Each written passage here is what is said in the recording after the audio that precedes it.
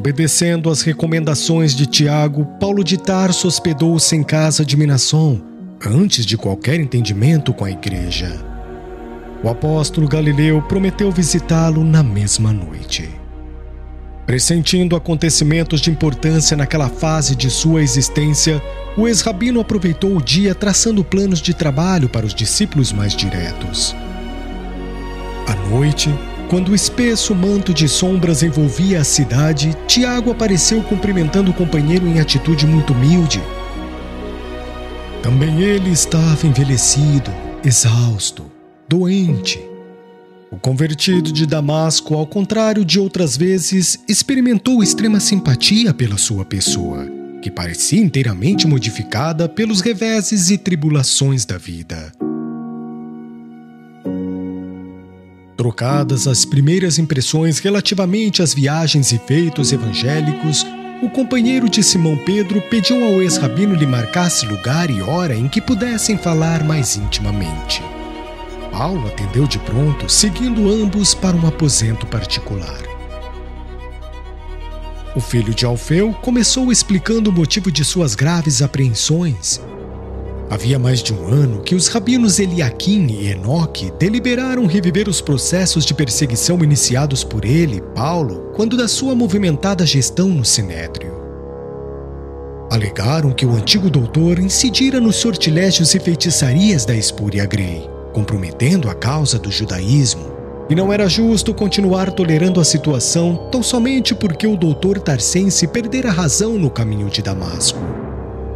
A iniciativa ganhara enorme popularidade nos círculos religiosos de Jerusalém, e o maior instituto legislativo da raça, o Sinédrio, aprovou as medidas propostas. Reconhecendo que a obra evangelizadora de Paulo produzia maravilhosos frutos de esperança em toda a parte, conforme as notícias incessantes de todas as sinagogas das regiões por ele percorridas, o grande tribunal começou por decretar a prisão do apóstolo dos gentios. Numerosos processos de perseguição individual deixados a meio por Paulo quando da sua inesperada conversão foram restaurados e, o que era mais grave, quando falecidos os réus, era a pena aplicada aos descendentes, que assim eram torturados, humilhados, desonrados. O ex-rabino tudo ouvia calado, estupefato. Tiago prosseguia, esclarecendo que tudo fizera por atenuar os rigores da situação. Mobilizar influências políticas ao seu alcance, conseguindo atenuar umas tantas sentenças mais iníquas.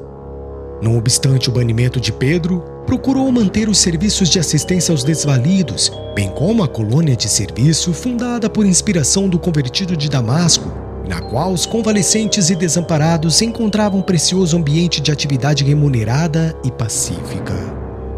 Depois de vários entendimentos com o Sinédrio por intermédio de amigos influentes no judaísmo, teve a satisfação de abrandar o rigor das exigências a serem aplicadas no caso dele, Paulo. O ex-doutor de Tarso ficaria com liberdade de agir, poderia continuar propugnando suas convicções íntimas, daria, porém, uma satisfação pública aos preconceitos de raça, atendendo aos quesitos que o Sinédrio lhe apresentaria por intermédio de Tiago, que se mostrava seu amigo. O companheiro de Simão Pedro explicava que as exigências eram muito rigorosas a princípio, mas agora, mercê de enormes esforços, cingiam-se a uma obrigação de somenos. Paulo de Tarso escutava-o extremamente sensibilizado. Dono de luminoso cabedal evangélico, entendia chegado o momento de testemunhar seu devotamento ao Mestre, justamente por meio do mesmo órgão de perseguição que a sua ignorância engendrara em outros tempos. Naqueles minutos rápidos, sutilizou a mnemônia e lobrigou os quadros terríveis de outrora. Velhos torturados em sua presença para sentir o prazer da apostasia cristã, com a repetição do voto de fidelidade eterna a Moisés. Mães de família arrancadas de seus lares obscuros, obrigadas a jurar pela lei antiga que renegavam o carpinteiro de Nazaré, abominando a cruz do seu martírio e ignomínia. Os soluços daquelas mulheres humildes que abjuravam da fé porque se viam feridas no que possuíam de mais nobre, o instituto maternal, chegavam agora aos seus ouvidos como brados de angústia, clamando resgates dolorosos. Todas as cenas antigas desdobravam-se-lhe na retina espiritual, sem omissão do mais insignificante pormenor.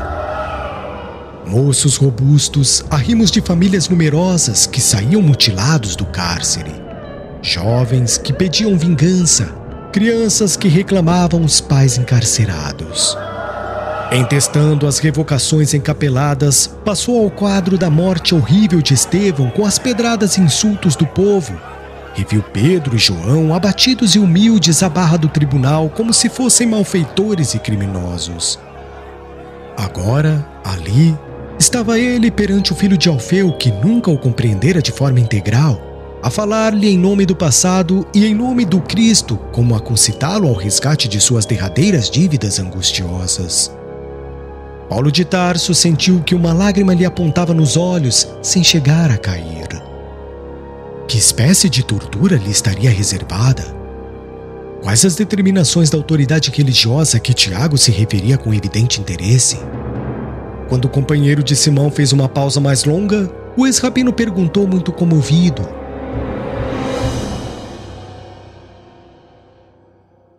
que pretendem eles de mim? O filho de Alfeu fixou neles os olhos serenos e explicou: Depois de muito relutarem, os israelitas congregados em nossa igreja vão pedir-te apenas que pagues as despesas de 4 homens pobres, que fizeram voto de Nazireu, comparecendo com eles no templo durante 7 dias consecutivos, para que todo o povo possa ver que continuas bom judeu e leal filho de Abraão. À primeira vista, a demonstração poderá parecer pueril. Entretanto, colhe-ma como vês, satisfazer a vaidade farisaica. O ex-rabino fez um gesto muito seu quando contrariado e replicou: Pensei que o sinédrio ia exigir minha morte.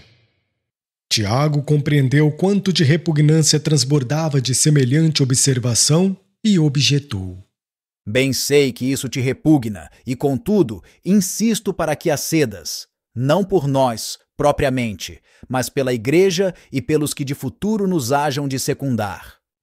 Isso não representa nobreza alguma. Essa exigência é uma ironia profunda e visa reduzir-nos a crianças de tão fútil que é. Não é perseguição. É humilhação. É o desejo de exibir homens conscientes como se fossem meninos volúveis e ignorantes. Tiago, porém, tomando uma atitude carinhosa que o ex-rabino jamais lhe surpreendera em quaisquer circunstâncias da vida, falou com extrema ternura fraternal, revelando-se ao companheiro surpreendido por outro prisma. Sim, Paulo, compreendo tua justa aversão. O sinédrio, com isso, pretende achincalhar nossas convicções. Sei que a tortura na praça pública te doeria menos. Entretanto, supões que isso não represente para mim uma dor de muitos anos? Acreditarias acaso que minhas atitudes nascessem de um fanatismo inconsciente e criminoso? Compreendi, muito cedo, desde a primeira perseguição, que a tarefa de harmonização da igreja com os judeus estava mais particularmente em minhas mãos. Como sabes, o farisaísmo sempre viveu em uma exuberante ostentação de hipocrisia, mas convenhamos também que é o partido dominante, tradicional das nossas autoridades religiosas. Desde o primeiro dia, tenho sido obrigado a caminhar com os fariseus muitas milhas para conseguir alguma coisa na manutenção da Igreja do Cristo. Fingimento? Não julgues tal. Muitas vezes o Mestre nos ensinou na Galileia que o melhor testemunho está em morrer devagarinho, diariamente, pela vitória da sua causa. Por isso mesmo afiançava que Deus não deseja a morte do pecador, porque é na extinção de nossos caprichos de cada dia que encontramos a escada luminosa para ascender ao seu infinito amor. A atenção que tenho dedicado aos judeus é gêmea do carinho que consagras aos gentios. A cada um de nós confiou Jesus uma tarefa diferente na forma, mas idêntica no fundo. Se muitas vezes tenho provocado falsas interpretações das minhas atitudes, tudo isso é mágoa para meu espírito habituado à simplicidade do ambiente galileu. De que nos valeria o conflito destruidor quando temos grandiosos deveres a cuidar? Importa-nos saber morrer para que nossas ideias se transmitam e floresçam nos outros. As lutas pessoais, ao contrário, estiolam as melhores esperanças. Criar separações e proclamar seus prejuízos dentro da Igreja do Cristo não seria exterminarmos a planta sagrada do Evangelho por nossas próprias mãos? A palavra de Tiago toava imantada de bondade e sabedoria e valia por consoladora revelação. Os galileus eram muito mais sábios que qualquer dos rabinos mais cultos de Jerusalém. Ele, que chegara ao mundo religioso por intermédio de escolas famosas, que tivera sempre na mocidade a inspiração de um Gamaliel, admirava agora aqueles homens aparentemente rústicos, vindos das choupanas de pesca, que em Jerusalém alcançavam inesquecíveis vitórias intelectuais somente porque sabiam calar quando oportuno, aliando à experiência da vida uma enorme expressão de bondade e renúncia à feição do Divino Mestre. O convertido de Damasco entreviu o filho de Alfeu por um novo prisma. Seus cabelos grisalhos, o rugoso e macilento rosto falavam de trabalhos árduos e incessantes. Agora, percebia que a vida exige mais compreensão que conhecimento. Presumia conhecer o apóstolo Galileu com seu cabedal psicológico e, no entanto, chegava à conclusão de que apenas naquele instante pudera compreendê-lo no título que lhe competia. Quando o companheiro de Simão Pedro fez uma pausa mais longa, Paulo de Tarso contemplou-o com imensa simpatia e falou comovidamente. Sim, vejo que tens razão. Mas a exigência requer dinheiro. Quanto terei de pagar pela sentença? Segregado e distante do judaísmo há muitos anos, ignoro se os cerimoniais sofrerão alterações apreciáveis. Os preceitos são os mesmos, já que serás obrigado a te purificares com eles, e segundo as tradições, custearás a compra de 15 ovelhas além dos comestíveis preceituais. É um absurdo. Como sabes, a autoridade religiosa exige de cada nazireu 3 animais para os serviços da consagração. Dura exigência. No entanto, nossa paz vale muito mais que isso, e além dela somos obrigados a não comprometer o futuro do cristianismo. O convertido de Damasco descansou o rosto na mão direita por longo tempo, dando a perceber a amplitude de suas meditações, e acabou falando em diapasão que traía sua enorme sensibilidade. Tiago, como tu atinge hoje um nível mais alto de compreensão da vida. Entendo melhor os teus argumentos. A existência humana é bem uma ascensão das trevas para a luz. A juventude, a presunção de autoridade, a centralização de nossa esfera pessoal acarretam muitas ilusões, laivando de sombras as coisas mais santas. Assiste-me o dever de curvar-me às exigências do judaísmo, consequentes de uma perseguição por mim próprio iniciada em outros tempos. Deteve-se, evidenciando dificuldade para confessar-se plenamente. Tomando, porém, uma atitude mais humilde como quem não encontra outro recurso, prosseguiu quase tímido. Nas minhas lutas, nunca me presumi vítima, considerando-me sempre como antagonista do mal. Só Jesus, em sua pureza e amor imaculados, podia alegar a condição de anjo vitimado por nossa maldade sombria. Quanto a mim, por mais que me apedrejassem e ferissem, sempre julguei que era muito pouco em relação ao que me competia sofrer nos justos testemunhos. Agora, porém, Tiago, estou preocupado com um pequenino obstáculo. Como não ignoras, tenho vivido absolutamente do meu trabalho de tecelão e, presentemente, não disponho de dinheiro com que possa prover as despesas em perspectiva. Seria a primeira vez que houvesse de recorrer à bolsa alheia quando a solução do assunto depende exclusivamente de mim. Suas palavras demonstravam acanhamento, aliado à tristeza comumente experimentada nos dias de humilhação e de infortúnio. Ante aquela expressão de renúncia, Tiago, em um movimento de grande espontaneidade, tomou-lhe a mão e beijou-a, murmurando: Não te aflijas. Sabemos em Jerusalém da extensão de teus esforços pessoais e não seria razoável que a igreja se desinteressasse dessas imposições que se não justificam. Nossa instituição pagará todas as despesas. Não é pouco concordares com o sacrifício.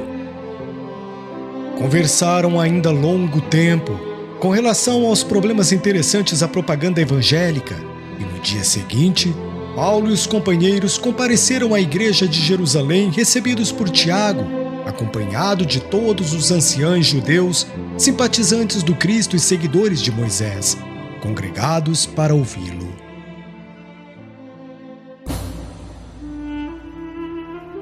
A reunião começou com rigoroso cerimonial, percebendo o ex-rabino a extensão das influências farisaicas no instituto que se destinava à sementeira luminosa do Divino Mestre.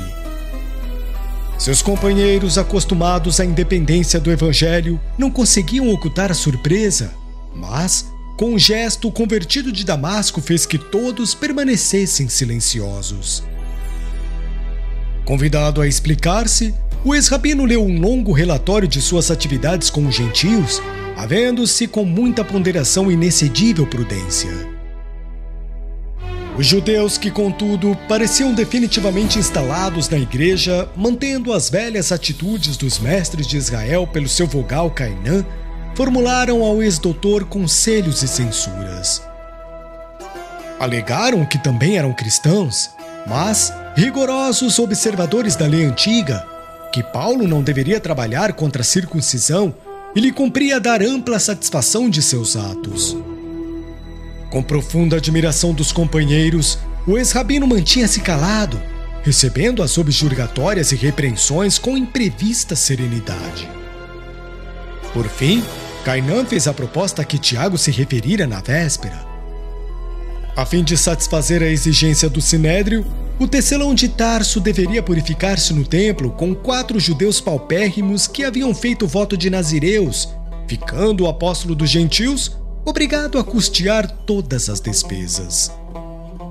Os amigos de Paulo surpreenderam-se ainda mais quando o viram levantar-se na assembleia preconceituosa e confessar-se pronto a atender à intimação. O representante dos anciãos discorreu ainda pedante e demoradamente sobre os preceitos da raça, ouvido por Paulo com beatífica paciência. Regressando à casa de Minasson, o ex-rabino procurou informar os companheiros das razões da sua atitude. Habituados a acatar-lhe as decisões confiadamente, dispensaram-se de perguntas quiçá supérfluas, mas desejavam acompanhar o apóstolo ao templo de Jerusalém para experimentarem alguma coisa da sua renúncia sincera com relação ao futuro do evangelismo. Paulo frisou a conveniência de seguir só, mas Trófimo, que ainda se demorava alguns dias em Jerusalém antes de regressar a Antioquia, insistiu e conseguiu que o apóstolo lhe aceitasse a companhia. O comparecimento de Paulo de Tarso ao templo, acompanhando 4 irmãos de raça em mísero estado de pobreza, a fim de com eles purificar-se e pagar-lhes as despesas do voto, causou enorme sensação em todos os círculos do farisaísmo. Acenderam-se discussões violentas e rudes. Assim que viu o ex-rabino humilhado, o Sinédrio pretendia impor sentenças novas. Já não lhe bastavam as imposições anteriores? No segundo dia da santificação, o movimento popular crescera no templo em proporções assustadoras. Todos queriam ver o célebre doutor que enlouquecera as portas de Damasco devido ao sortilégio dos galileus. Paulo observava a efervescência do cenário em torno da sua personalidade e pedia a Jesus não lhe faltasse com as energias suficientes. No terceiro dia, à falta de outro pretexto para condenação maior, alguns doutores alegaram que Paulo tinha o atrevimento de se fazer acompanhar aos lugares sagrados por um homem de origem grega, estranho às tradições israelitas. Trófimo nascera em Antioquia, de pais gregos, tendo vivido muitos anos em Éfeso. Entretanto, apesar do sangue que lhe corria nas veias, conhecia os preceitos do judaísmo e portava-se nos recintos consagrados ao culto com inexcedível respeito. As autoridades, contudo, não quiseram ponderar tais particularidades. Era preciso condenar Paulo de Tarso novamente. Haviam de fazê-lo a qualquer preço. O ex-rabino percebeu a trama que se delineava e rogou ao discípulo não mais o acompanhasse ao Monte Moriá, onde se processavam os serviços religiosos. O ódio farisaico, porém, continuava a fermentar. Na véspera do último dia da purificação judaica, o convertido de Damasco compareceu às cerimônias com a mesma humildade. Logo, porém, que se colocou em posição de orar ao lado dos companheiros, alguns exaltados o cercaram com expressões e atitudes ameaçadoras. Morte ao desertor! Pedras à traição! Pedras à traição? Paulo teve a impressão de que esses brados eram a senha para maiores violências, porque imediatamente estourou uma gritaria infernal. Alguns judeus frementes agarraram-no pela gola da túnica, outros travaram-lhe os braços violentamente, arrastando-o para o grande pátio reservado aos movimentos do grande público. Pagarás teu crime! É necessário que morras. Israel se envergonha de tua presença no mundo. O apóstolo dos gentios entregou-se sem a mínima resistência. Em um relance, considerou os objetivos profundos de sua vinda a Jerusalém, concluindo que não fora convocado tão só para a obrigação pueril de acompanhar ao templo 4 irmãos de raça desolados na sua indigência.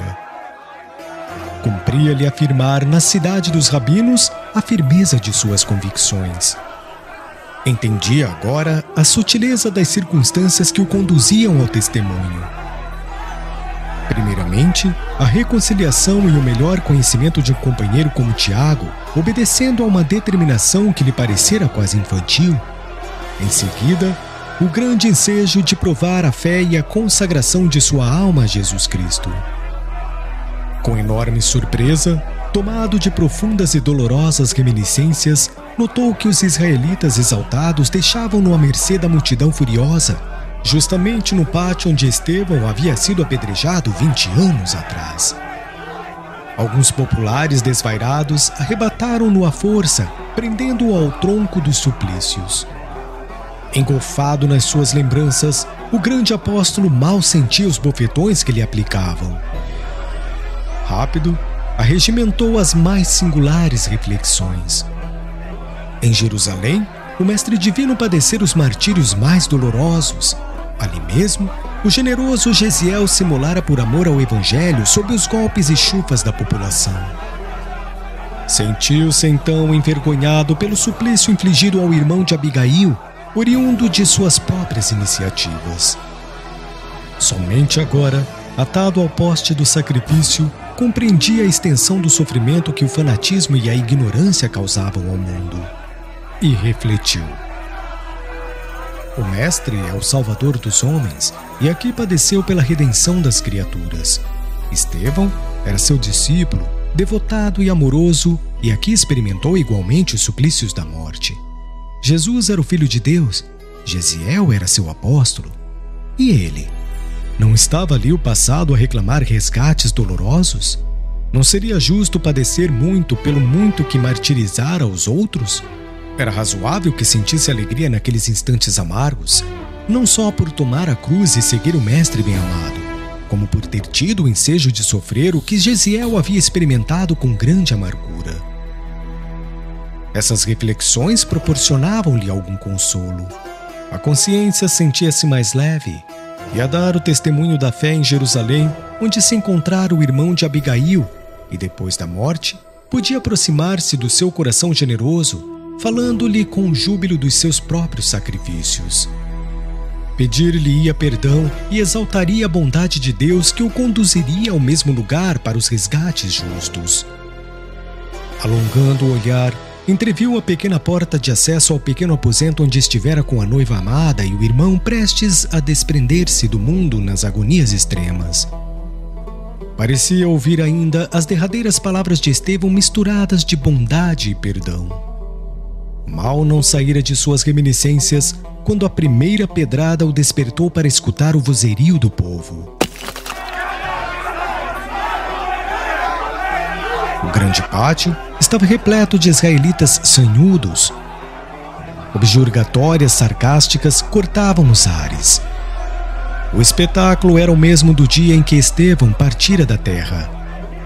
Os mesmos impropérios, as fisionomias escarninhas dos verdugos, a mesma frieza implacável dos carrascos do fanatismo.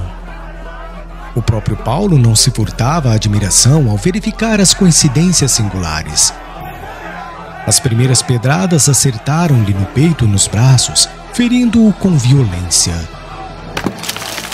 Esta será em nome da Sinagoga dos Cilícios, dizia um jovem em coro de gargalhadas. A pedra passou sibilando e dilacerou pela primeira vez o rosto do apóstolo. Um filete de sangue começou a ensopar-lhe as vestiduras. Nem um minuto, porém, deixou de encarar os carrascos com a sua desconcertante serenidade. Trófimo e Lucas, entretanto, cientes da gravidade da situação desde os primeiros instantes por um amigo que presenciara a cena inicial do suplício, procuraram imediatamente o socorro das autoridades romanas. Receosos de novas complicações, não declinaram as verdadeiras condições do convertido de Damasco. Alegavam apenas tratar-se de um homem que não devia padecer nas mãos dos israelitas fanáticos e inconscientes. Um tribuno militar organizou incontinente um troço de soldados. Deixando a fortaleza, penetraram no amplo átrio, com ânimo decidido. A massa delirava num turbilhão de altercações e gritarias ensurdecedoras. 2 centuriões, obedecendo às ordens do comando, avançaram resolutos, desatando o prisioneiro e arrebatando-o à multidão que o disputava ansiosa. Abaixo o inimigo do povo! É um criminoso! É um malfeitor! Estraçalhemos o ladrão! Paravam no ar as exclamações mais estranhas.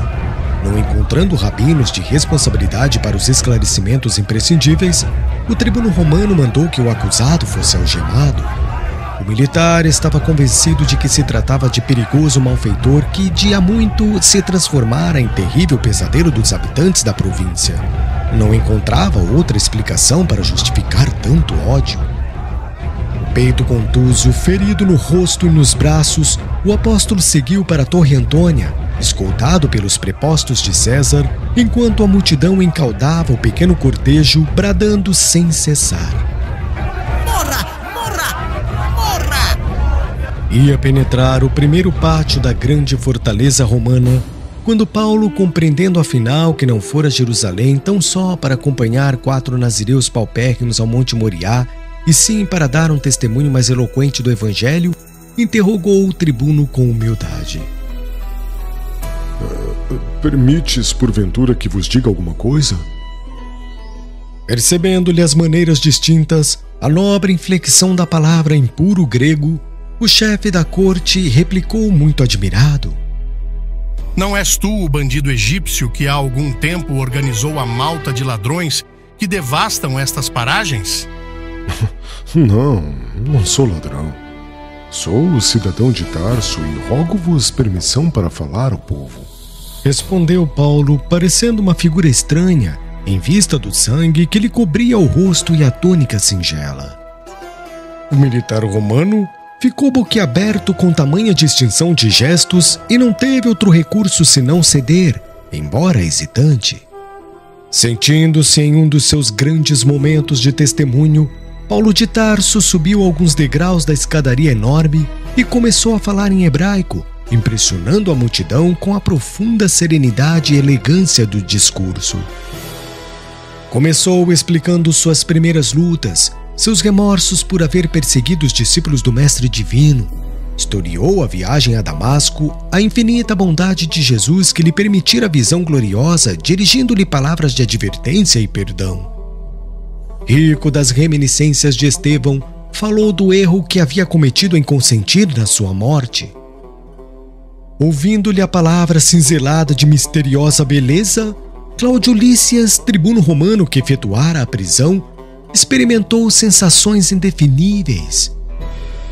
Por sua vez, havia recebido certos benefícios daquele Cristo incompreendido a que se referia o orador em circunstâncias tão amargas. Tomado de escrúpulos, mandou chamar o tribuno Zelfos, de origem egípcia, que adquiria certos títulos romanos pela expressão de sua enorme fortuna, e solicitou: Amigo, não desejo tomar aqui certas decisões relativamente ao caso deste homem. A multidão está exaltada e é possível que ocorram acontecimentos muito graves. Desejaria tua cooperação imediata. Sem dúvida. E enquanto Lísias procurava examinar de modo minucioso a figura do apóstolo, que falava de maneira impressionante, Zelfos desdobrava-se em providências oportunas. Reforçou a guarnição dos soldados, iniciou a formatura de um cordão de isolamento, buscando resguardar o orador de um ataque imprevisto. Paulo de Tarso, depois de circunstanciado o relatório da sua conversão, começou a falar da grandeza do Cristo, das promessas do Evangelho, e quando se detinha a comentar suas relações com o mundo espiritual de onde recebia as mensagens confortantes do Mestre, a massa inconsciente, furiosa, agitou-se em ânsias mesquinhas. Grande número de israelitas despia o manto, arrojando poeira no ar, impulso característico de ignorância e maldade.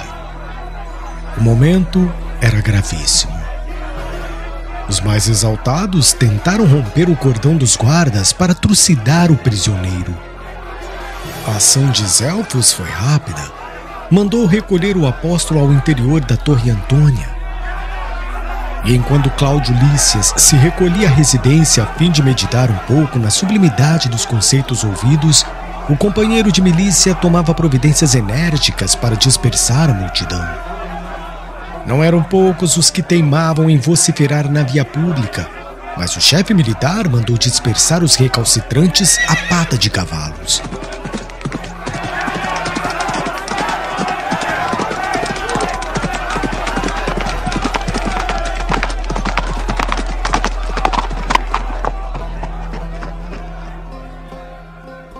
Conduzido a uma cela úmida, Paulo sentiu que os soldados o tratavam com a maior desconsideração. As feridas doíam-lhe penosamente. Tinha as pernas doloridas e trôpegas. A túnica estava empapada de sangue. Os guardas, impiedosos e irônicos, amarraram-no à grossa coluna, conferindo-lhe o tratamento destinado aos criminosos comuns. O apóstolo, sentindo-se exausto e febril, chegou à conclusão de que não lhe seria fácil resistir à nova provação de martírio. Refletiu que não era justo entregar-se de todo às disposições perversas dos soldados que o guardavam. Lembrou que o mestre se imolara na cruz sem resistir à crueldade das criaturas, mas também afirmara que o Pai não deseja a morte do pecador. Não podia alimentar a presunção de entregar-se como Jesus, porque somente ele possuía bastante amor para constituir-se enviado do Todo-Poderoso. E como se reconhecia pecador convertido ao Evangelho, era justo o desejo de trabalhar até o último dia de suas possibilidades na terra em favor dos irmãos em humanidade e em benefício da própria iluminação espiritual. Recordou a prudência que Pedro e Tiago sempre testemunharam para que as tarefas a eles confiadas não sofressem prejuízos injustificáveis, e verificando as suas escassas possibilidades de resistência física, naquela hora inesquecível, gritou aos soldados: Prendestes-me a coluna reservada aos criminosos quando não podeis imputar-me falta alguma? Vejo agora que preparais açoites para a flagelação quando já me encontro banhado em sangue no suplício imposto pela turba inconsciente. Um dos guardas, um tanto irônico, procurou contar-lhe a palavra e sentenciou: Ora esta, não sois um apóstolo do Cristo?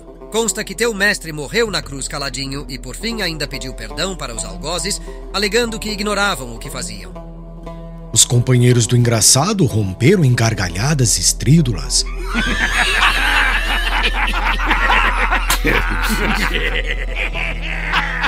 Paulo de Tarso, entretanto, evidenciando toda a nobreza do coração no fulgor do olhar, replicou sem hesitação: Sim, rodeado pelo povo ignorante e inconsciente, no dia do Calvário Jesus pediu a Deus perdoasse as trevas de espírito em que se submergia a multidão que lhe levantara o madeiro da ignomínia. Mas os agentes do governo imperial não podem ser a turba que desconhece os próprios atos. Os soldados de César devem saber o que fazem, porque se ignorais as leis para cuja execução recebeis soldo, seria mais justo abandonardes o posto.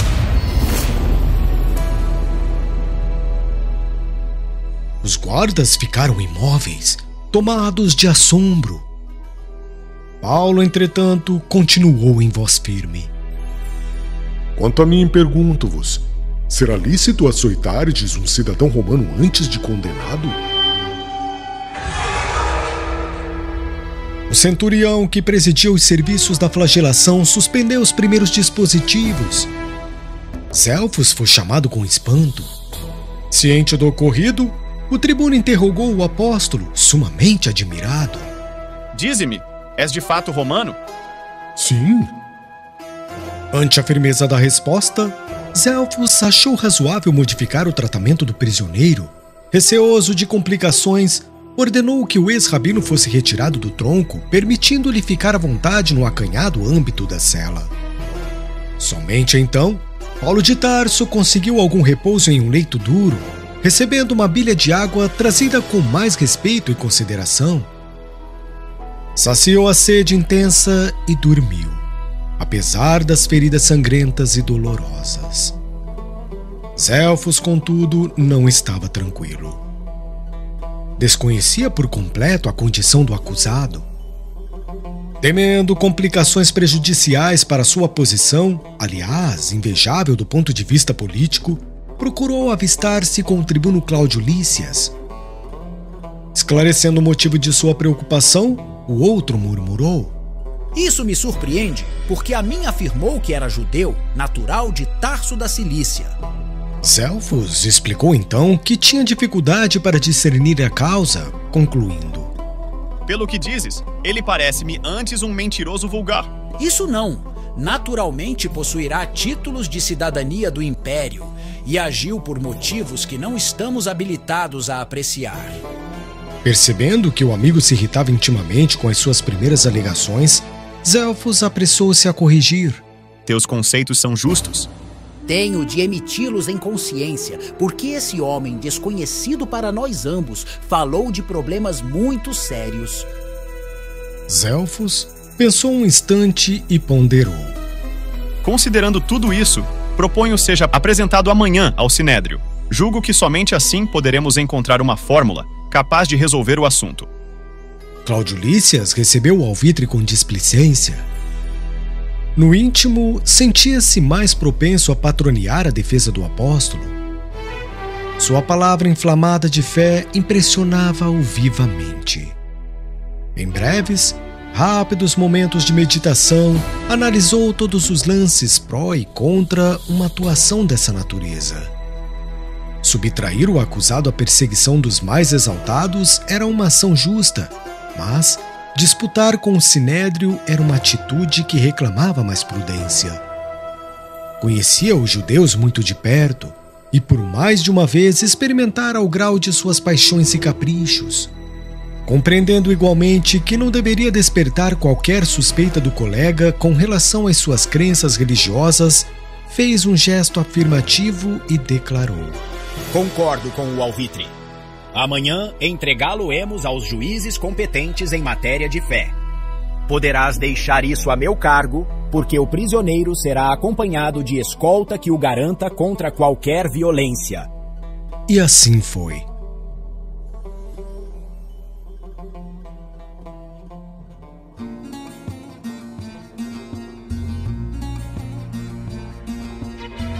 Na manhã seguinte, o mais alto tribunal dos israelitas foi notificado pelo tribuno Cláudio Lísias de que o pregador do evangelho compareceria perante os juízes para os inquéritos necessários às primeiras horas da tarde.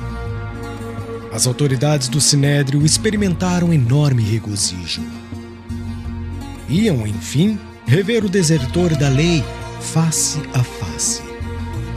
A notícia foi espalhada com invulgar rapidez. Paulo, por sua vez, na solidão do cárcere, sentiu-se felicitado com uma grande surpresa naquela manhã de sombrias perspectivas. É que, com permissão do tribuno, uma velha senhora e seu filho, ainda jovem, penetravam na cela a fim de visitá-lo. Era sua irmã Dalila, com o sobrinho Estefânio, que conseguiram, depois de muito esforço, permissão para uma entrevista ligeira. O apóstolo abraçou a nobre senhora com lágrimas de emoção. Ela estava alquebrada, envelhecida.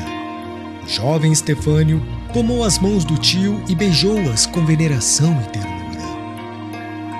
Dalila falou das saudades longas, recordou episódios familiares com a poesia do coração feminino, e o ex-doutor de Jerusalém recebia todas as notícias, boas e más, com imperturbável serenidade, como se procedessem de um mundo muito diferente do seu. Buscou, entretanto, confortar a irmã que, a uma reminiscência mais dolorosa, se desfazia em prantos. Paulo historiou sucintamente as suas viagens, lutas, obstáculos dos caminhos palmilhados por amor de Jesus. A venerável senhora, embora alheia às verdades do cristianismo, muito delicadamente não quis tocar nos assuntos religiosos, detendo-se nos motivos afetuosos de sua visita fraternal e chorando copiosamente ao despedir-se. Não podia compreender a resignação do apóstolo, nem apreciava devidamente a sua renúncia. Lastimava-lhe intimamente a sorte e, no fundo, tal como a maioria dos compatriotas, desdenhava aquele Jesus que não oferecia aos discípulos senão cruzes e sofrimentos. Paulo de Tarso, todavia, experimentara grande conforto com a sua presença, sobretudo a inteligência e a vivacidade de Estefânio, na ligeira palestra mantida, proporcionava-lhe enormes esperanças no futuro espiritual do sobrinho. Ainda repassava na mente essa grata impressão quando numerosa escolta se postava junto à cela para acompanhá-lo ao sinédrio no momento oportuno. Logo após o meio-dia, compareceu à barra do tribunal e percebeu de pronto que o cenáculo dos grandes doutores de Jerusalém vivia um dos seus grandes dias, repleto de compacta massa popular. Sua presença provocava uma aluvião de comentários. Todos queriam ver, conhecer o trânsfuga da lei, o doutor que repudiara e deprimira os títulos sagrados. Sobremaneira comovido, o apóstolo lembrou ainda uma vez a figura de Estevão. Competia-lhe agora dar igualmente o testemunho do Evangelho, de verdade e redenção. A agitação do sinédrio dava-lhe a mesma tonalidade dos tempos ali vividos. Ali, precisamente, infligira as mais duras humilhações ao irmão de Abigail e aos prosélitos de Jesus. Era justo, portanto, esperar agora acerbos e remissores sofrimentos. Depois, para acúmulo da amargura, a singular coincidência. O sumo sacerdote que presidia ao feito chamava-se também Ananias. Acaso? Ironia do destino? Tal como se verificou com Gesiel, lido o libelo acusatório, deram a palavra ao apóstolo para defender-se em atenção às prerrogativas de nascimento. Paulo entrou a justificar-se sumamente respeitoso. Risos abafados, não raro, quebravam o silêncio ambiente, a indiciarem a termometria sarcasticamente hostil do auditório. Quando a sua alta e eloquente oratória começou a impressionar pela fidelidade do testemunho cristão, o sumo sacerdote lhe impôs silêncio e vociferou enfático: Um filho de Israel, ainda que portador de títulos romanos, quando desrespeite as tradições desta casa, com afirmativas injuriosas à memória dos profetas, torna-se passível de severas reprimendas. O acusado parece ignorar o dever de explicar-se convenientemente, para tresvariar em conceitos civilinos próprios da sua desregrada e criminosa obsessão pelo carpinteiro revolucionário de Nazaré. Minha autoridade não permite abusos nos lugares santos. Determino, pois, que Paulo de Tarso seja ferido na boca, em desafronto aos seus termos insultuosos.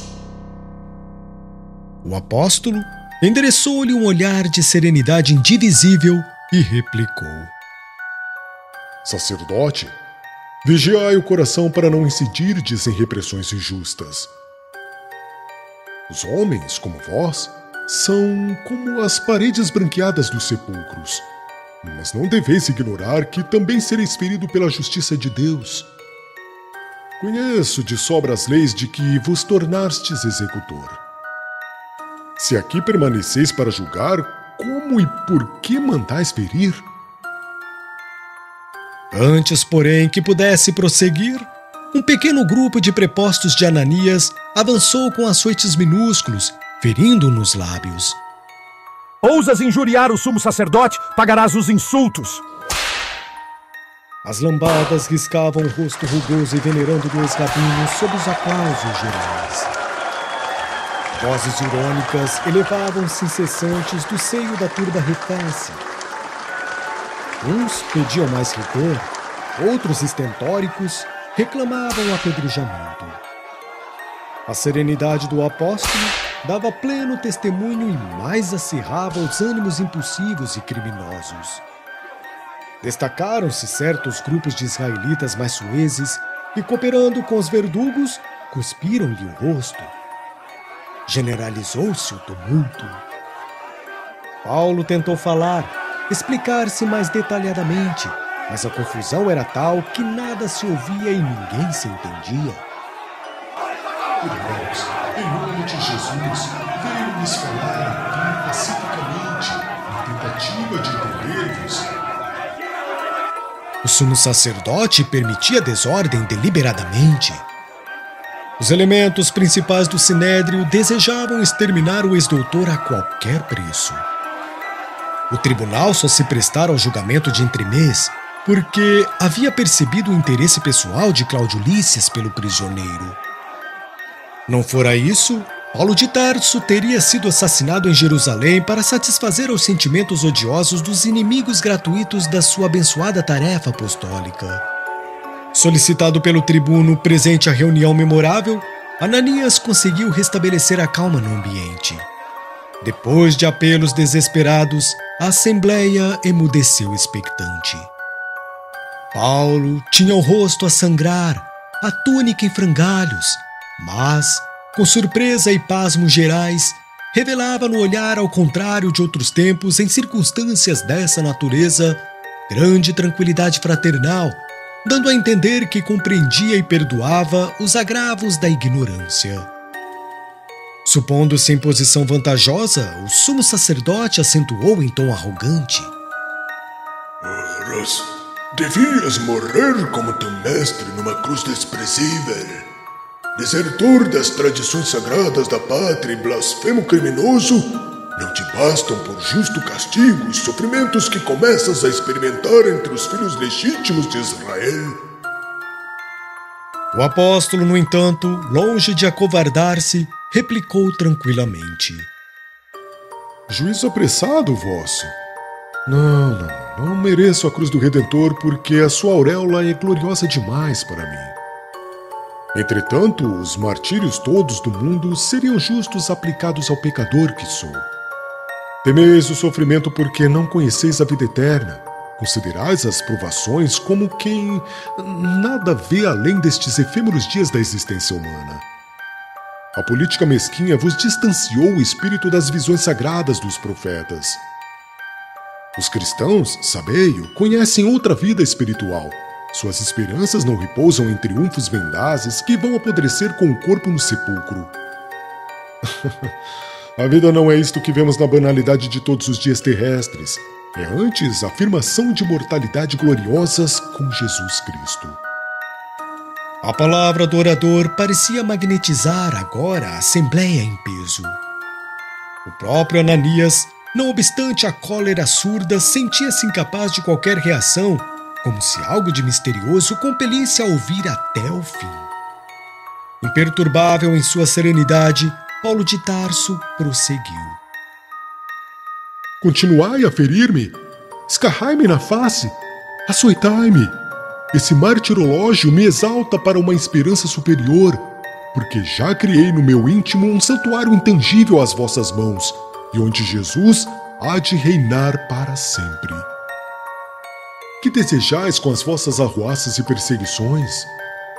Afinal, onde o motivo para tantas lutas estéreis e destruidoras? Os cristãos trabalham, como fez Moisés, para a crença em Deus e em nossa gloriosa ressurreição. É inútil dividir, fomentar a discórdia, tentar empanar a verdade com as ilusões do mundo. O Evangelho do Cristo é o sol que ilumina as tradições e os fastos da antiga lei.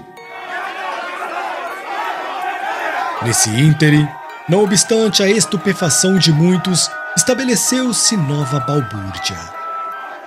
Os saduceus atiraram-se contra os fariseus com gestos e apóstrofes delirantes.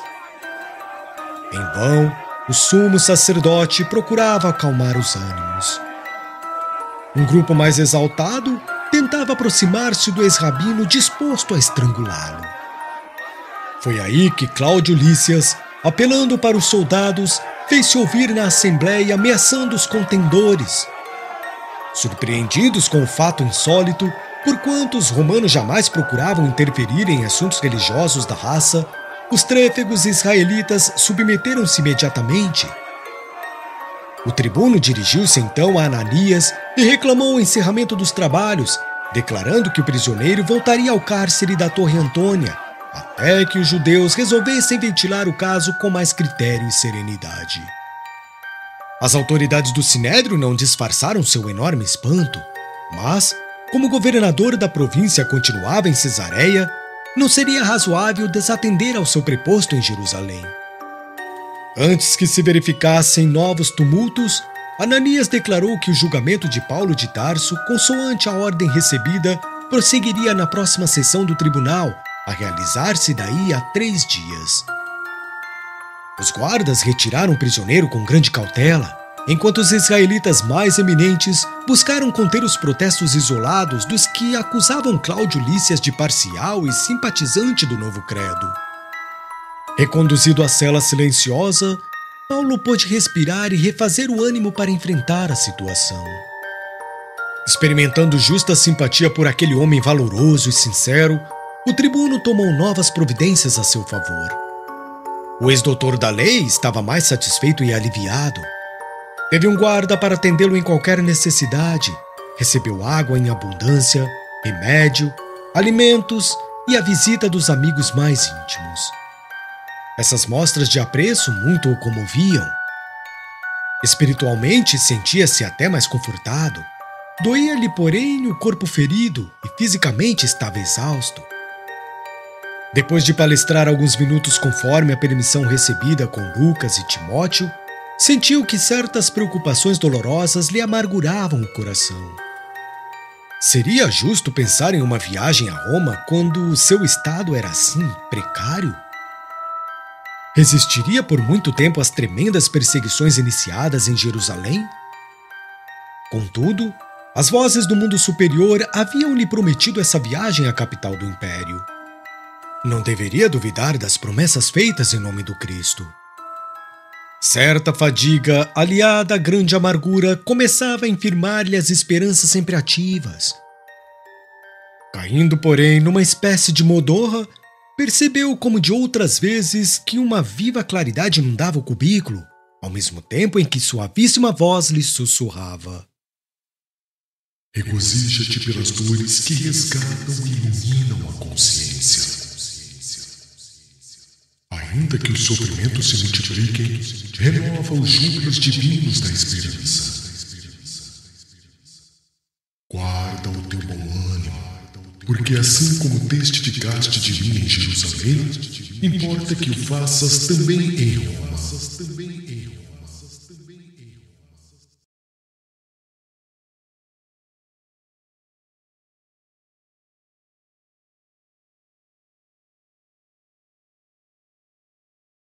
De pronto, sentiu que novas forças lhe retemperavam o combalido organismo. A claridade da manhã surpreendeu-o quase bem disposto. Nas primeiras horas do dia, Estefânio procurava-o com certa ansiedade, Recebido com afetuoso interesse, o rapaz informou o tio dos graves projetos que se tramavam na sombra. Os judeus haviam jurado exterminar o convertido de Damasco, ainda que para isso houvessem de assassinar o próprio Cláudio Lísias. O ambiente do Sinédrio era de atividades odiosas. Projetava-se matar o pregador da gentilidade à plena luz do dia na próxima sessão do tribunal. Mais de 40 comparsas dos mais fanáticos haviam prometido solenemente a consecução do sinistro desígnio. Paulo tudo ouviu e, calmamente chamando o guarda, disse-lhe: Peço-te conduzir este moço à presença do chefe dos tribunos para que o ouça sobre um assunto urgente. Assim, Estefânio foi levado a Cláudio Lísias, apresentando-lhe a denúncia. O arguto e nobre patrício, com o tato político que lhe caracterizava as decisões, prometeu examinar devidamente a questão, sem deixar presumir a adoção de providências definitivas para burlar a conjura. Agradecendo a comunicação, recomendou ao jovem o máximo cuidado nos comentários da situação, a fim de não exacerbar maiormente os ânimos partidários. Na solidão do seu gabinete, o tribuno romano pensou seriamente naquelas perspectivas sombrias. O Sinédrio, na sua capacidade de intrigar, poderia promover manifestações do povo sempre versátil e agressivo. Rabinos apaixonados podiam mobilizar facínoras e, quiçá, assassiná-lo em condições espetaculares. No entanto, a denúncia partia de um jovem, quase criança. Além disso, tratava-se de um sobrinho do prisioneiro. Teria dito a verdade ou seria mero instrumento de possível mistificação afetiva, nascida de justas preocupações da família? Ainda bem não conseguira destrinçar as dúvidas para afirmar conduta quando alguém impedia o obséquio de uma entrevista. Desejoso de atreguar cogitações assim graves, acedeu prontamente. Abriu a porta luxuosa e um velhinho de semblante calmo apareceu sorridente. Cláudio Lísias alegrou-se. Conhecia-o de perto, devia-lhe favores. O visitante inesperado era Tiago, que vinha interpor sua generosa influência em favor do grande amigo de suas edificações evangélicas. O filho de Alfeu repetiu o plano já denunciado por Estefânio minutos antes e foi mais longe. Contou a história comovedora de Paulo de Tarso, revelando-se como testemunho imparcial de toda a sua vida, esclarecendo que o apóstolo viera à cidade por insistência de sua parte, a fim de combinarem momentosas providências atinentes à propaganda. Concluía a exposição atenciosa pedindo ao amigo ilustre medidas eficazes para evitar o monstruoso atentado. Maiormente apreensivo agora, o tribuno ponderou: Vossas considerações são justas. Entretanto, sinto dificuldades para coordenar providências imediatas. Não será melhor aguardar que os fatos se apresentem e reagir, então, à força com a força? Tiago esboçou um sorriso de dúvidas e sentenciou: Sou de parecer que vossa autoridade encontre recursos urgentes. Conheço as paixões judaicas e o furor de suas manifestações. Nunca poderei esquecer o odioso fermento dos fariseus no dia do Calvário. Se receio pela sorte de Paulo, temo igualmente por vós mesmo. A multidão de Jerusalém é criminosa muitas vezes. Lísias franziu a testa e refletiu longo tempo, mas arrancando de sua indecisão, o velho Galileu apresentou-lhe a ideia de transferir o prisioneiro para Cesareia, tendo em vista um julgamento mais justo.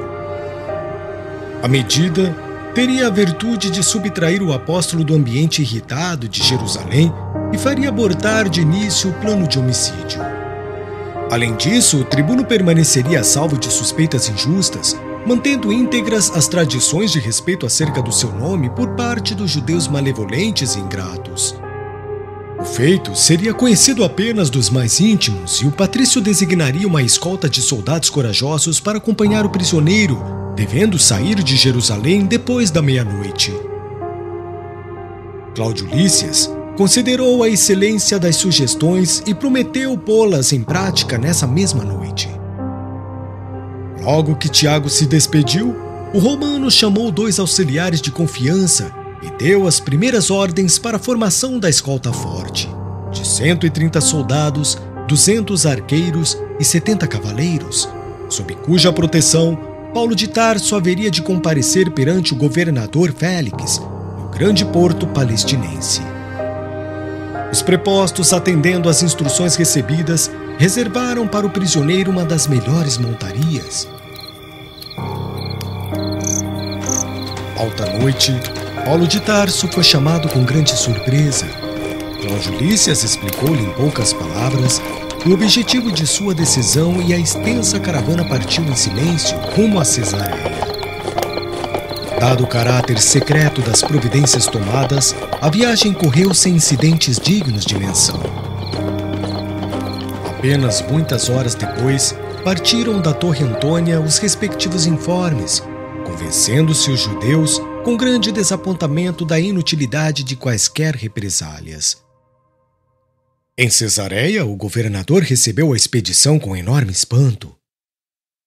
Conhecia o renome de Paulo e não era estranho às lutas que sustentava com os irmãos de raça, mas aquela caravana de 400 homens armados para proteger um preso era de causar admiração. Depois do primeiro interrogatório, o preposto máximo do império na província sentenciou: Atento à origem judaica do acusado, nada posso julgar sem ouvir o órgão competente de Jerusalém. E mandou que o Sinédrio se fizesse representar na sede do governo com maior urgência. Os israelitas estavam sumamente satisfeitos com a ordem. Consequentemente, 5 dias depois da remoção do apóstolo, o próprio Ananias fizera questão de chefiar o conjunto de autoridades do Sinédrio do Templo que acorreram a Cesareia com os projetos mais estranhos relativamente à situação do adversário. Os velhos rabinos, conhecendo o poder da lógica e da formosura da palavra do ex-doutor de Tarso, fizeram-se acompanhar de Tertulo, uma das mais notáveis mentalidades que cooperavam no colendo sodalício. Improvisado o tribunal para decidir o feito, o orador do Sinédrio teve a prioridade da palavra, usando-a em tremendas acusações contra o indiciado réu, desenhando a cores negras todas as atividades do cristianismo e terminando por pedir ao governador a entrega do acusado aos seus irmãos de raça, a fim de ser por eles devidamente julgado. Concedido ao ex-rabino o ensejo de explicar-se, Paulo começou a falar com grande serenidade. Félix lhe observou logo os elevados dotes intelectuais, os primores dialéticos e ouvia-lhe a argumentação com invulgar interesse. Os anciãos de Jerusalém não sabiam ocultar a própria ira. Se possível, teriam espostejado o apóstolo ali mesmo, tal a irritação que os assomava a contrastar com a tranquilidade transparente da oratória e da pessoa do orador adverso. O governador teve grande embaraço para pronunciar o veredito. De um lado, via os anciãos de Israel em atitude quase colérica, reclamando direitos de raça. Do outro, contemplava o apóstolo do evangelho, calmo, imperturbável, senhor espiritual do assunto a esclarecer todos os pontos obscuros do processo singular com sua palavra elegante e refletida. Reconhecendo o extremo valor daquele homem franzino e envelhecido, cujos cabelos pareciam encanecidos por dolorosas e sagradas experiências, o governador Félix modificou apressadamente suas primeiras impressões e encerrou os trabalhos nestes termos: Senhores, reconheço que o processo é mais grave do que julguei à primeira vista. Neste caso, resolvo adiar a sentença definitiva até que o tribuno Cláudio Lísias seja convenientemente ouvido. Os anciãos morderam os lábios. Debalde, o sumo sacerdote solicitou a continuação dos trabalhos. O mandatário de Roma não modificou o ponto de vista e a grande assembleia dissolveu-se, com imenso pesar dos israelitas constrangidos a regressar extremamente desapontados. Félix, entretanto, passou a considerar o prisioneiro com maior deferência. No dia seguinte foi visitá-lo, concedendo-lhe permissão para receber os amigos na sala do expediente. Depreendendo que Paulo gozava de grande prestígio entre e perante todos os seguidores da doutrina do profeta Nazareno, imaginou desde logo tirar algum proveito da situação. Cada vez que o visitava, surpreendia-lhe maior acuidade mental a interessá-lo pela sua palestra viva e palpitante de observações sábias no conceito e na experiência da vida. Certo dia, o governador abordou jeitosamente o prisma dos interesses pessoais, insinuando-lhe a vantagem da sua libertação de maneira a atender às aspirações da comunidade cristã a que se emprestava tanto relevo. Paulo, porém, observou resoluto. Não sou tanto de sua opinião. Sempre considerei que a primeira virtude do cristão é estar pronto para obedecer à vontade de Deus em qualquer parte.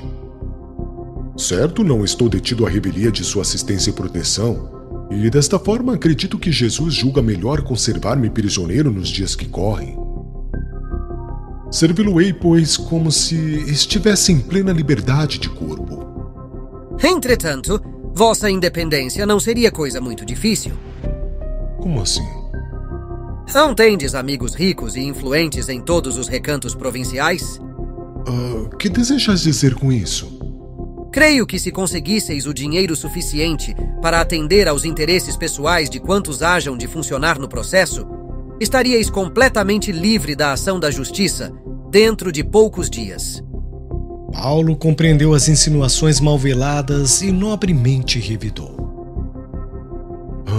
Percebo agora. Falas de uma justiça condicionada ao capricho criminoso dos homens. Essa justiça não me interessa. Ser-me-á preferível conhecer a morte no cárcere a servir de obstáculo à redenção espiritual do mais humilde dos funcionários de Cesareia. Dar-lhes dinheiro em troca de uma independência ilícita seria habituá-los ao apego de bens que lhes não pertencem. Minha atividade seria então um esforço reconhecidamente perverso. Além do mais, quando temos a consciência pura, ninguém nos pode tolher a liberdade, e eu me sinto aqui tão livre como lá fora, na praça pública. O governador recebeu a observação franca e áspera, disfarçando seu enleio.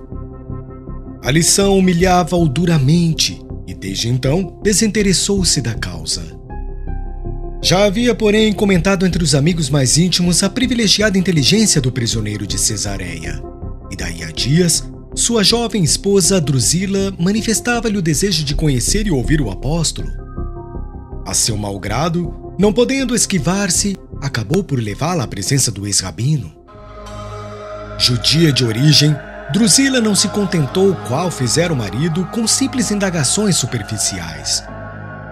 Desejosa de sondar-lhe as ideias mais profundas, pediu-lhe um comentário geral da nova doutrina que esposara e procurava difundir. Perante destacadas figuras da corte provincial, o valoroso apóstolo dos gentios fez brilhante panegírico do evangelho, ressaltando a inovidável exemplificação do Cristo e os deveres do proselitismo que repontava de todos os recantos do mundo. A maioria dos ouvintes escutava-o com evidentes mostras de interesse, mas, quando ele começou a falar da ressurreição e dos deveres do homem em face das responsabilidades no mundo espiritual, o governador fez-se pálido e interrompeu a pregação. Por hoje basta. Meus familiares poderão ouvir-vos de outra feita, se lhes aprouver, pois quanto a mim não creio na existência de Deus. Paulo de Tarso recebeu a observação com serenidade e respondeu com benevolência. Agradeço a delicadeza da vossa declaração e, todavia, senhor governador, ouso encarecer-vos a necessidade de ponderar o assunto. Porque, quando um homem afirma não aceitar a paternidade do Todo-Poderoso, é que, em regra, se arreceia do julgamento de Deus. Félix lançou-lhe um olhar raivoso e retirou-se com os seus, prometendo a si próprio deixar o prisioneiro entregue à sua sorte. À vista disso, embora respeitado pela fraqueza e lealdade, Paulo houve de amargar 2 anos de reclusão em Cesareia, tempo esse aproveitado em relações constantes com as suas igrejas bem-amadas. Inumeráveis mensagens iam e vinham, trazendo consultas e levando pareceres e instruções. A esse tempo, o ex-doutor de Jerusalém chamou a atenção de Lucas para o velho projeto de escrever uma biografia de Jesus, valendo-se das informações de Maria. Lamentou não poder ir a Éfeso, incumbindo-o desse trabalho que reputava de capital importância para os adeptos do cristianismo. O médico amigo satisfez-lhe integralmente o desejo, legando à posteridade o precioso relato da vida do mestre, rico de luzes e esperanças divinas. Terminadas as anotações evangélicas, o espírito dinâmico do apóstolo da gentilidade encareceu a necessidade de um trabalho que fixasse as atividades apostólicas logo após a partida do Cristo, para que o mundo conhecesse as gloriosas revelações do Pentecostes, e assim se originou o magnífico relatório de Lucas, que é Atos dos Apóstolos. Não obstante a condição de prisioneiro, o convertido de Damasco não relaxou o trabalho um só dia, valendo-se de todos os recursos ao seu alcance em favor da difusão da Boa Nova. O tempo corria célere. Os israelitas, no entanto, nunca desistiram do primitivo plano de eliminar o valoroso campeão das verdades do céu. O governador foi abordado várias vezes sobre a oportunidade de reenviar o encarcerado a Jerusalém.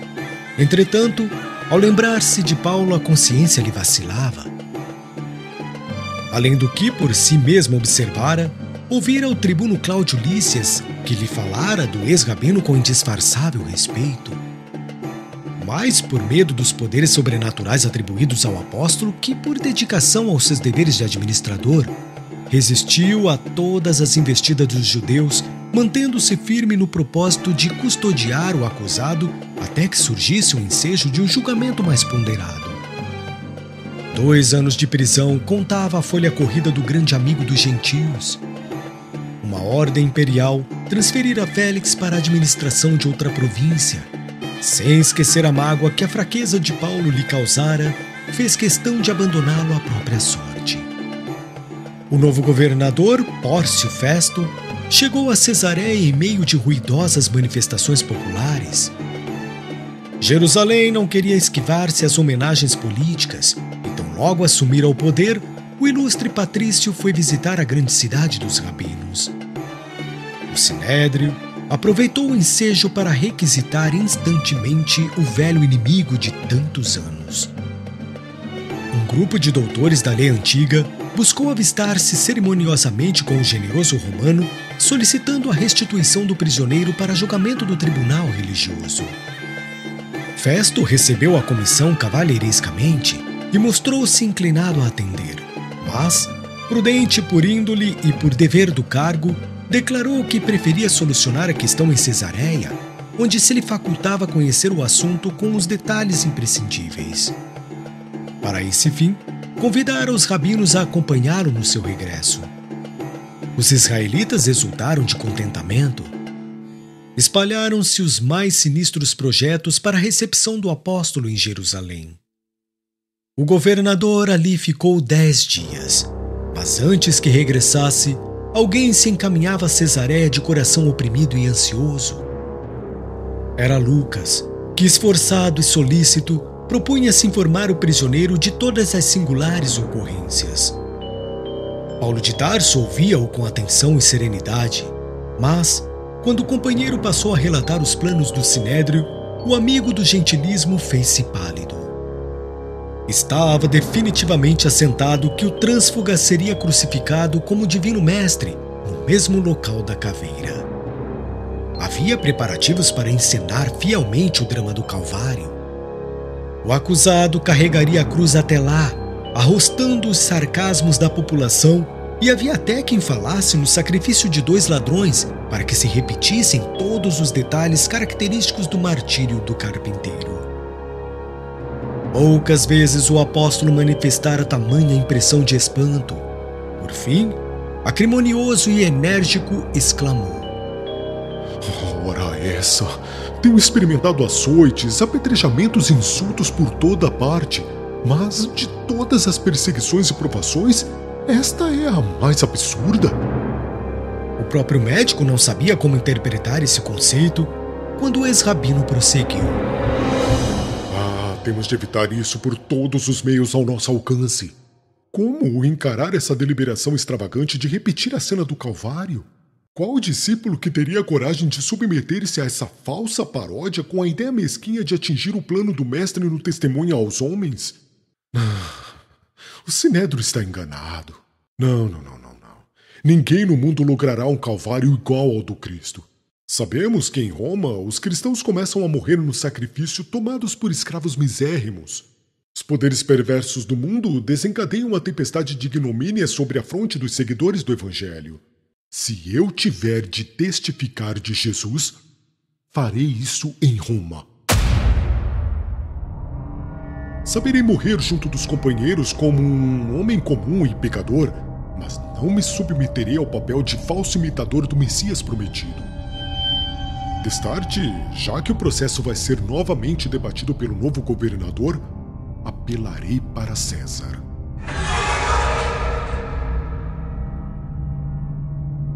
O médico fez um gesto de assombro.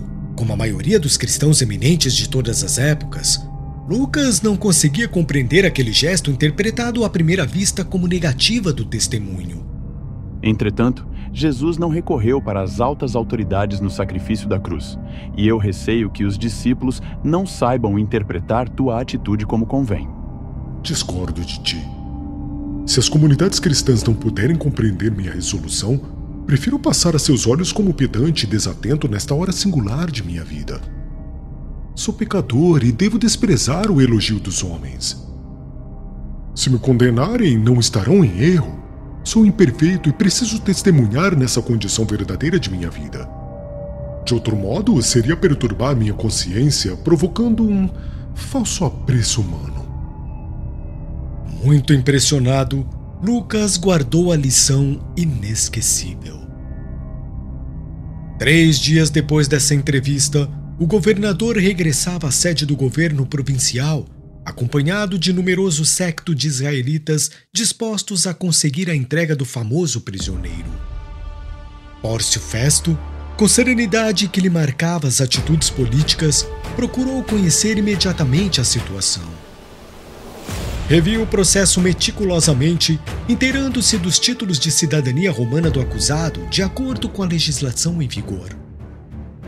E notando a insistência dos rabinos que denotavam enorme ansiedade pela solução do assunto, convocou uma reunião para o novo exame das declarações do acusado, no intuito de satisfazer a política regional de Jerusalém. O convertido de Damasco, ao quebrado de corpo, mas sempre revigorado de espírito, compareceu à assembleia sob os olhares rancorosos dos irmãos de raça que pleiteavam a remoção a todo custo. O tribunal de Cesareia atraía grande multidão, ansiosa de conhecer o novo julgamento. Discutiam os israelitas, os cristãos comentavam os debates em atitude defensiva. Mais de uma vez, Pórcio Festo fez obrigado a levantar a voz, reclamando atenção e silêncio. Abertos os trabalhos da Assembleia Singular, o governador interrogou o acusado com energia cheia de nobreza. Paulo de Tarso, entretanto, respondeu a todas as arguições com a serenidade que lhe era peculiar. Não obstante a manifesta animosidade dos judeus, declarou que em nada os havia ofendido e não se recordava de qualquer ato de sua vida no qual houvesse atacado o templo de Jerusalém ou as leis de César. Festo percebeu que tratava com um espírito culto e eminente e que não seria tão fácil entregá-lo ao Sinédrio conforme julgara a princípio. Alguns rabinos haviam insistido para que ordenasse a remoção para Jerusalém pura e simplesmente a revelia de quaisquer preceitos legais. O governador não hesitaria nesse particular, fazendo valer sua influência política, mas não quis praticar um ato arbitrário antes de conhecer as qualidades morais do homem focalizado pelas intrigas judaicas. No íntimo, considerava que se tratasse de uma personagem vulgar, poderia entregá-lo sem receio à autoridade tirânica do Sinédrio, que certo o liquidaria, mas outro tanto não aconteceria caso verificasse nobreza e inteligência no prisioneiro, porquanto, com o seu acurado senso político, não desejava adquirir um inimigo capaz de prejudicá-lo a qualquer tempo. Tendo reconhecido os altos dotes intelectuais e morais do apóstolo, modificou inteiramente a sua atitude. Passou logo a considerar com mais severidade o interlocutor, chegando à conclusão de que seria crime agir com parcialidade no feito. Além da cultura que o acusado exibia, tratava-se de um cidadão romano por títulos legitimamente adquiridos. Formulando novas conjecturas e com imensa surpresa para os representantes confiados do Sinédrio, Pórcio Festo perguntou ao prisioneiro se consentia em voltar a Jerusalém a fim de lá ser julgado perante ele próprio pelo tribunal religioso da sua raça. Paulo de Tarso, compreendendo a cilada dos israelitas, replicou tranquilamente, enchendo a assembleia de assombro: Senhor governador, estou diante do tribunal de César a fim de ser definitivamente julgado. Há mais de 2 anos espero a decisão de um processo que não posso compreender. Como sabeis, a ninguém ofendi. Minha prisão derivou tão só das intrigas religiosas de Jerusalém. Desafio neste particular o conceito dos mais exigentes. Se pratiquei algum ato indigno, peço eu mesmo a sentença de morte.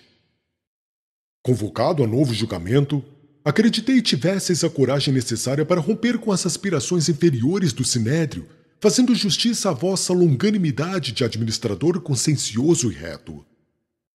Continuo confiando na vossa autoridade, na vossa imparcialidade, isenta de favor que ninguém poderá exigir dos vossos encargos honrosos e delicados. Examinai detidamente as acusações que me retêm no cárcere de Cesareia. Verificareis que nenhum poder providencial poderá entregar-me à tirania de Jerusalém. Reconhecendo essa valiosa circunstância e invocando meus títulos, embora creia sinceramente em vossas deliberações sábias e justas, apelo desde já para César.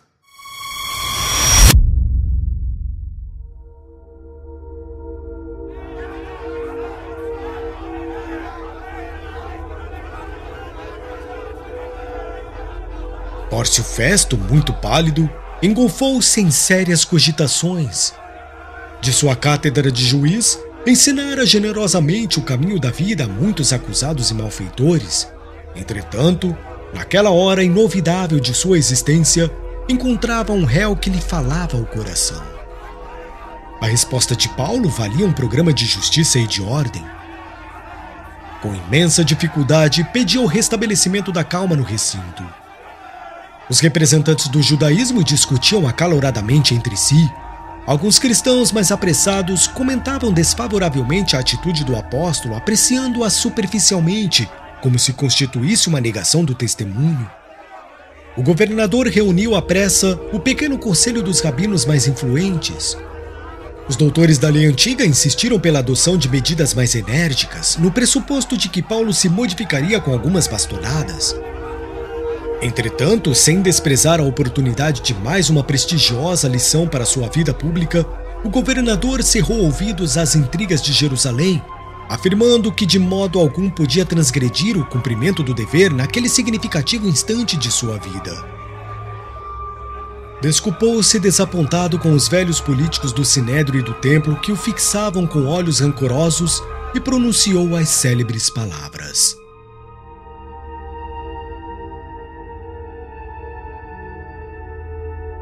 Com essa antiga fórmula, ficaram encerrados os trabalhos do novo julgamento. Os representantes do Sinédrio retiraram-se extremamente irritados, exclamando um deles em voz alta para o prisioneiro que recebeu o insulto serenamente: Só os desertores malditos apelam para César. Vai-te para os gentios, indigno intrujão. O apóstolo fixava-o com benignidade, enquanto se preparava para voltar ao cárcere. O governador, sem perder tempo, determinou se anotasse a petição do réu para prosseguimento do feito.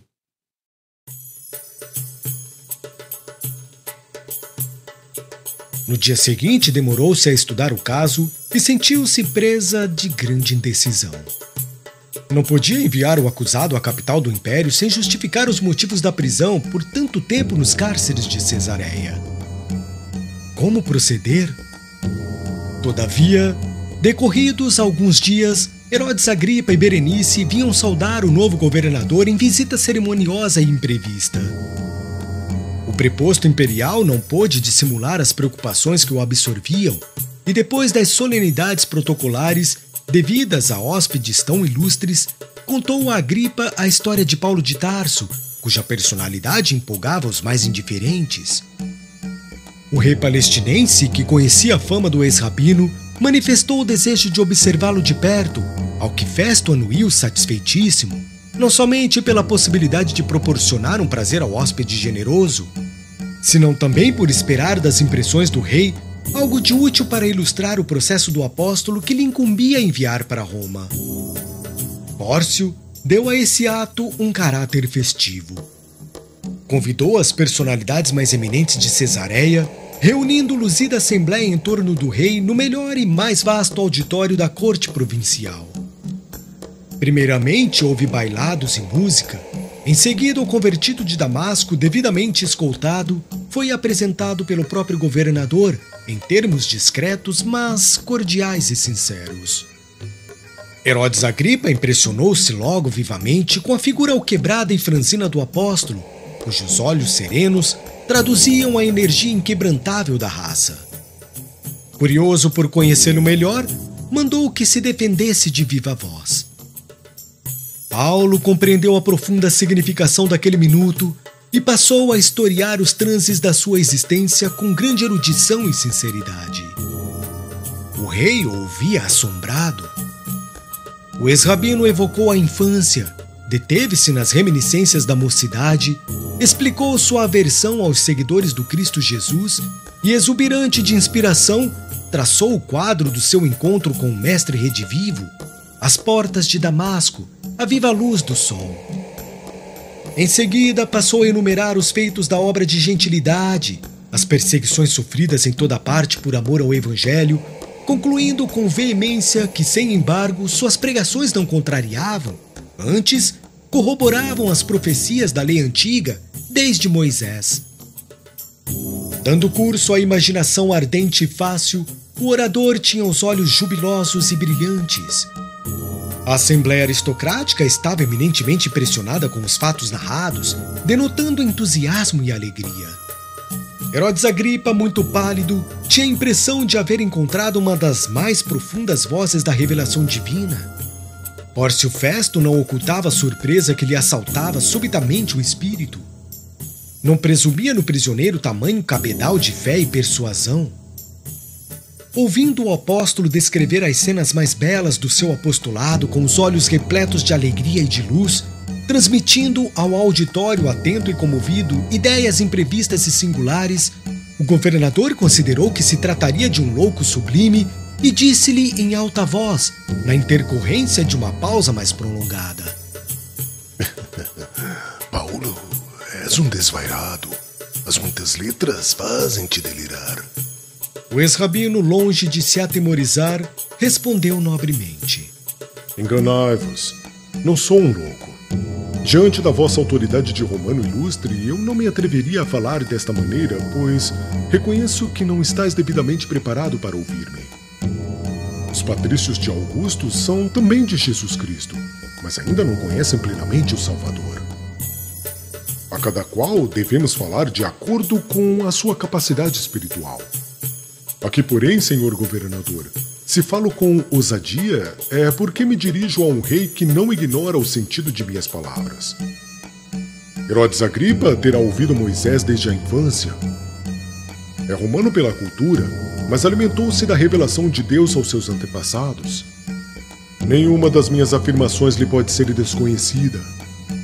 De outro modo, ele trairia sua origem sagrada, pois todos os filhos da nação que aceitou o Deus único devem conhecer a revelação de Moisés e dos profetas. Credes assim, rei Agripa? A pergunta causou enorme espanto. O próprio administrador provincial não teria coragem de se dirigir ao rei com tamanha desenvoltura. O ilustre descendente de Antipas estava altamente surpreendido. Extrema palidez cobria-lhe o semblante. Ninguém assim jamais lhe houvera falado em toda a sua vida. Percebendo-lhe a atitude mental, Paulo de Tarso completou a poderosa argumentação acrescentando: Sei que credes. Confuso com o desembaraço do orador, Agripa sacudiu a fronte como se desejasse expulsar alguma ideia importuna, esboçou um sorriso vago, dando a entender que estava senhor de si, e disse em tom gracejo: Ora esta, Por pouco me persuades a fazer uma profissão de fé cristã. O apóstolo não se deu por vencido e revidou. Oxalá, por pouco ou muito, vos fizesses discípulo de Jesus. Não somente vós, mas todos quantos nos ouviram hoje. Pórcio Festo compreendeu que o rei estava muito mais impressionado do que se supunha e, desejoso de modificar o ambiente, propôs que as altas personalidades se retirassem para a refeição da tarde em palácio. O ex-rabino foi reconduzido ao cárcere, deixando nos ouvintes em morredora impressão. Berenice, sensibilizada, foi a primeira a manifestar-se, reclamando clemência ao prisioneiro. Os demais seguiram a mesma corrente de benévola simpatia. Herodes Agripa tentou uma fórmula digna para que o apóstolo fosse restituído à liberdade. O governador, porém, explicou que, conhecendo a fibra moral de Paulo, tomara a sério seu recurso para César, estando já pergaminhadas as primeiras instruções a respeito. Cioso das leis romanas, pôs embargo ao alvitre, embora pedisse o socorro intelectual do rei para a carta de justificação com que o acusado deveria apresentar-se à autoridade competente na capital do império. Desejoso de conservar sua tranquilidade política, o descendente dos Herodes não aventou qualquer nova sugestão, lamentando apenas que o prisioneiro já houvesse recorrido em derradeira instância. Procurou então cooperar na redação do documento, mostrando-se contrário ao pregador do evangelho tão só pela circunstância de haver suscitado muitas lutas religiosas na camada popular, em desacordo com a unidade de fé colimada pelo Sinédrio como baluarte defensivo das tradições do judaísmo. Para isso, o próprio rei assinara como testemunha, emprestando maior importância às alegações do preposto imperial. Pórcio Festo registrou o auxílio extremamente satisfeito. Estava resolvido o problema e Paulo de Tarso poderia partir com a primeira leva de sentenciados para Roma. Escusado dizer que recebeu a notícia com serenidade. Depois de um entendimento com Lucas, pediu que a igreja de Jerusalém fosse avisada, bem como a de Sidom, onde o navio certo haveria de receber carga e passageiros. Todos os amigos de Cesareia foram mobilizados no serviço das comovedoras mensagens que o ex-rabino dirigiu às amadas igrejas, menos Timóteo, Lucas e Aristarco, que se propunham acompanhá-lo à capital do império. Os dias correram céleres, até que chegou o momento em que o centurião Júlio, com a sua escolta, foi buscar os prisioneiros para a viagem tormentosa. O centurião tinha plenos poderes para determinar todas as providências, e logo, evidenciando simpatia pelo apóstolo, ordenou fosse ele conduzido à embarcação desalgemado, em contraste com os demais prisioneiros.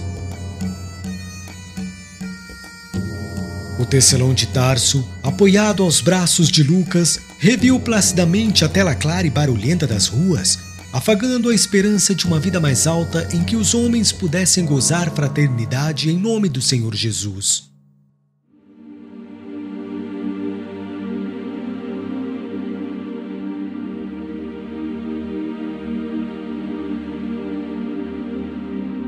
Seu coração mergulhava em doces reflexões e preces ardentes, quando foi surpreendido com a compacta multidão que se premia e agitava na extensa praça à beira-mar. Filas de velhos, de jovens e crianças aglomeravam-se junto dele, a poucos metros da praia. À frente, Tiago, alquebrado e velhinho, vindo de Jerusalém com grande sacrifício por trazer-lhe o ósculo fraternal. O ardente defensor da gentilidade não conseguiu domar a emoção. Bando de crianças atiraram-lhe flores. O filho de Alfeu, reconhecendo a nobreza daquele espírito heróico, tomou-lhe a destra e beijou-a com efusão. Ali estava com todos os cristãos de Jerusalém em condições de fazer a viagem. Ali estavam confrades de Jope, de Lida, de Antipátride, de todos os quadrantes provinciais. As crianças da gentilidade uniam-se aos pequeninos judeus que saudavam carinhosamente o apóstolo prisioneiro. Velhos aleijados aproximavam-se respeitosos e exclamavam: "Não deveríeis partir. Mulheres humildes agradeciam os benefícios recebidos de suas mãos. Doentes curados comentavam a colônia de trabalho que ele sugerira e ajudara a fundar na Igreja de Jerusalém e proclamavam sua gratidão em altas vozes. Os gentios, convertidos ao Evangelho, beijavam-lhe as mãos murmurando: Quem nos ensinará, doravante, a sermos filhos do Altíssimo? Meninos amorosos apegavam-se-lhe à túnica sob os olhares de mães consternadas. Todos lhe pediam que ficasse, que não partisse, que voltasse breve para os serviços abençoados de Jesus. Subitamente, recordou a velha cena da prisão de Pedro, quando ele, Paulo, arvorado em verdugo dos discípulos do Evangelho, visitara a igreja de Jerusalém, chefiando uma expedição punitiva. Aqueles carinhos do povo lhe falavam brandamente a alma. Significavam que já não era o algoz implacável que até então não pudera compreender a misericórdia divina. Traduziam a quitação do seu débito com a alma do povo. De consciência um tanto aliviada, recordou-se de Abigail e começou a chorar. Sentia-se ali como no seio dos filhos do Calvário que o abraçavam reconhecidos. Aqueles mendigos, aqueles aleijados, aquelas criancinhas eram a sua família. Naquele inesquecível minuto da sua vida, sentia-se plenamente identificado no ritmo da harmonia universal. Brisas suaves de mundos diferentes balsamizavam-lhe a alma como se houvesse atingido uma região divina depois de vencer grande batalha. Pela primeira vez, alguns pequeninos chamaram-lhe pai. Inclinou-se com mais ternura para as criancinhas que o rodeavam. Interpretava todos os episódios daquela hora inolvidável como uma bênção de Jesus que o ligava a todos os seres. À sua frente, o oceano em calma assemelhava-se a um caminho infinito e promissor de misteriosas e inefáveis belezas. Júlio, o centurião da guarda, aproximou-se comovido e falou com brandura. Infelizmente, chegou o momento de partir. E testemunha das manifestações tributadas ao apóstolo, também ele tinha os olhos úmidos. Muitos réus se lhe haviam já deparado naquelas circunstâncias e eram todos revoltados, desesperados ou penitentes arrependidos. Aquele, porém, estava sereno e quase feliz. Júbilo indivisível lhe transbordava dos olhos brilhantes. Além disso, sabia que aquele homem dedicado ao bem de todas as criaturas não cometera falta alguma. Por isso mesmo conservou-se ao seu lado, como querendo compartilhar dos transportes afetuosos do povo, como a demonstrar a consideração que lhe merecia. O apóstolo dos gentios abraçou os amigos pela última vez. Todos choravam discretamente à maneira dos sinceros discípulos de Jesus que não pranteiam sem consolo. As mães ajoelhavam-se com os filhinhos na areia alva, os velhos apoiando-se em rudes cajados com imenso esforço. Todos os que abraçavam o campeão do Evangelho punham-se de joelhos rogando ao Senhor que abençoasse o seu novo roteiro. Concluindo as despedidas, Paulo acentuava com serenidade heróica: Choremos de alegria, irmãos.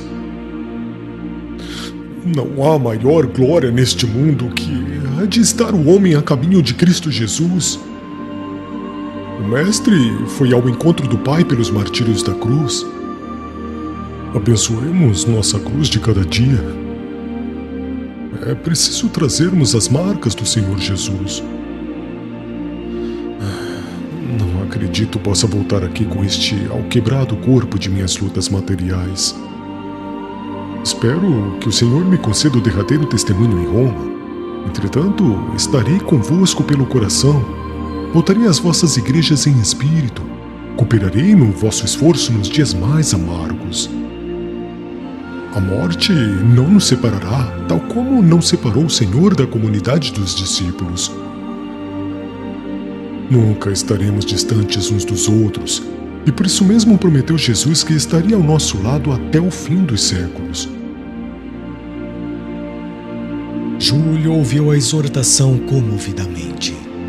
Lucas e Aristarco soluçavam baixinho. A seguir, o apóstolo tomou o braço do médico amigo e, seguido de perto pelo centurião, caminhou resoluto e sereno em demanda do barco. Centenas de pessoas acompanharam as manobras da largada em santificado recolhimento, regado de lágrimas e preces. Enquanto o navio se afastava lento, Paulo e os companheiros contemplavam Cesareia de olhos umedecidos. A multidão silenciosa dos que ficam em pranto acenava e ondeava na praia que a distância aos poucos diluía. Jubiloso e reconhecido, Paulo de Tarso descansava o olhar no campo de suas lutas acerbas, meditando nos longos anos de viltas e reparações necessárias. Recordava a infância, os primeiros sonhos da juventude, as inquietações da mocidade, os serviços dignificantes do Cristo, sentindo que deixava a Palestina para sempre. Grandiosos pensamentos o empolgavam quando Lucas se aproximou e, apontando à distância os amigos que continuavam genuflexos, exclamou brandamente: Poucos fatos me comoveram tanto no mundo como este. Registrarei nas minhas anotações como foste amado por quantos receberam das tuas mãos fraternais o benefício de Jesus. Não, Lucas. Não escreva sobre virtudes que não tenho. Se me amas, não deves expor meu nome a falsos julgamentos.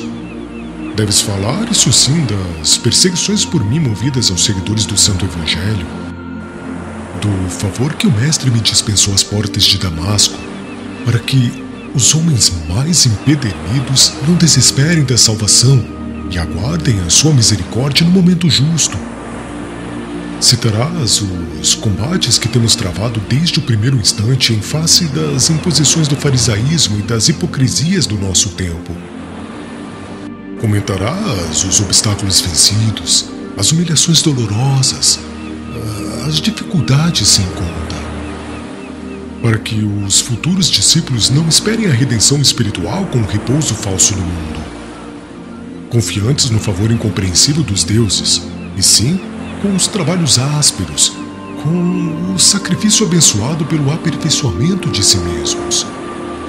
Falarás de nossos reencontros com os homens poderosos e cultos, de nosso serviço junto dos desfavorecidos da sorte, para que os seguidores do Evangelho no futuro não se arreceiem das situações mais difíceis e escabrosas, conscientes de que os mensageiros do Mestre os assistirão, sempre que se tornem instrumentos legítimos da fraternidade e do amor, ao longo dos caminhos que se desdobram à evolução da humanidade. E depois de longa pausa, em que observou a atenção com que Lucas lhe acompanhou os inspirados raciocínios, prosseguiu em tom sereno e firme. Cala sempre, porém, as considerações, os favores que tenhamos recolhido na tarefa, porque esse galardão só pertence a Jesus.